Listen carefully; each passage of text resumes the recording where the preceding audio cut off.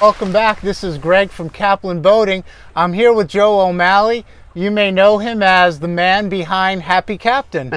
Good morning. Good morning. Thanks for having me, Joe. We're here on Joe's boat on Lake Geneva, and what a beautiful morning it is, and blue skies. It's great. And so today we want to talk a little bit about boater safety or how to dock and what things to look out for when you're boating. But first, Joe, a little bit about Happy Captain. Why did you start it? How did we get here? I saw a need, and the way I saw that need was the opportunities for boater education were courses where you go to their location and get on their boats and on their schedule and their waterways, and it doesn't really help you with your fear of your own boat or your own dock.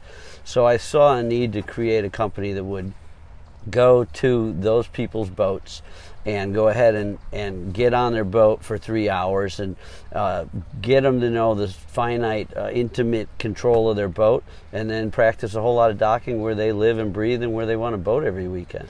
Yeah, that makes a lot of sense. Like you said, off camera, every boat's different, and they're all different propellers that they turn left and right very differently. We spend most of our time on the chain. A lot of folks like to pull up to a restaurant, and you have some restaurants that are tucked in some of these channels and it's relatively calm, but a lot of them are on the bigger river, the bigger lakes, and there's a lot of boat traffic. If it's windy, there's a lot of chop. Any recommendations on best way to dock or to approach the dock? Interestingly enough, I meet a lot of people who say, well, you know, 5 times out of 10 I can dock perfectly fine, and I don't think that they know why. They can't get to the bottom of why it's 5 out of 10 or 8 out of 10, and the answer is wind or current. And even though we're power boaters typically and not sailboaters, you'd be amazed at how much you have to pay attention to the wind or the current. Right now we sit here on a windless day and our boat keeps spinning around and putting us into these great shadows, right? Right. Yeah. So you have to play the wind. So there's something called minimum control speed. On a calm day, you'd be coming in and out of gear just gracefully and with a very slow approach with maybe a slight angle to the dock. On a bigger day, minimum control speed would necessitate you staying in gear longer and moving faster at a wider angle or a greater angle to the dock, and then actually pulling to neutral and kind of turning. And most of my students think we're literally going to hit the dock when we make that last turn towards the dock or parallel to the dock, and then you do a wheel over and you throw it in reverse and you're there. Feels like you're hitting the dock because you're approaching it almost straight on and you're anticipating the current or the wind pushing you out a little bit. They don't have the experience that the boat will actually make that final turn and line you right up with the dock. Yeah. So, you know, we talk about wind, and sometimes, especially on the lakes, I've done some weather forecasting, and once we get above a 10-mile-an-hour wind, it does lend itself to a pretty good chop on Fox and Pistachey in particular. I think once you're around 14, 15 miles an hour, we start seeing some white caps. Any tips on how to handle the boat or to avoid some of those big hard drops when you hit a wave? Beginners will say, at what point shouldn't I go out? And around that 10-mile-an-hour mark, everything's different. It's going to be tougher. So, you know, those beginners 0 to 8, 0 to 10, you know, go for it. You get into 10, 12s, 14s, you know, you should kind of know your stuff a little more. As far as, then you talked about waves or wakes, if you will. Yep. And certainly the worst way is to kind of stay in the swale, if you will, and take them sideways like what's happening to us right here, right? And then the harshest way on your body would be to hit them at a 90 degrees. So what you really want to do is treat them like the speed bump at work, where you're almost upon it with your bow. You reduce throttle just enough to soften it, and then you're pretty much not even over it, and you go right back to the throttle you had. With that said, anything less than a 90 degrees. You know, 45 would be great. 35 would be great. So not parallel, not perpendicular, but somewhere in the middle. Yeah, and just a little ease back. Some people will chop it and come off a plane into displacement and then get ripping again, and that's unnecessary because you certainly don't do that with the speed bumps at work. Right. That's a good point. So, you know, we talk about 0 to 8 and 10 and then another, you know, at 14, 15 it changes again.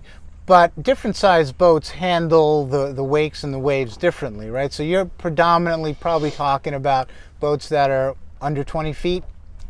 Yeah. Well, and it's the docking skills, you know. So in my mind, I'm always looking at the skills of the student, and so I relate the wind not to the boat as much as the student. But yeah, absolutely, they run parallel. You know, 17-footer and 17 wind is not going to be much fun at all. Yeah. And there are wet boats and there are dry boats, and there are dry boats that become very wet boats at a certain, and that gets into a whole science of trim, because you can actually trim differently. And again, it goes back to sailing. I know we didn't set out to be sailors, but there are times when if you want to cross that lake and you're downwind and it's rough, your best bet might be to go the long way and get up into the shelter of the tree line and then take the long way home. I find myself literally tacking in my power boat to get upwind. So if I come straight into the wind, the spray will be even and uniform and it won't soak everybody. Even if I'm not going home that way, I can go up that way and then tack over and go up that way again. So I'll change my course that has nothing to do with my final destination, just to keep people dry in the boat. Right. So I know we're predominantly talking about inland lakes, and maybe this is more of a Lake Michigan question. Is there any variability to wind direction that impacts how you would do this? You get on these inland lakes, there's a lot of swirling, so you can go to one side and every indicator is telling you the wind's coming from the other side, and you go over there and it's coming from the other way. So there's a ton of swirling. There's big differences in how the boat handles it. It's talking about following seas or going right. into the wind. And if the waves were significant and you're on Lake Michigan, yeah, there's a whole education and the proper speeds to kind of get through those waves. So Joe, any quick tips for new boaters? There are a lot of new boaters on the chain of lakes. We all heard about the registration numbers. What would you advise a new boater to know about the chain?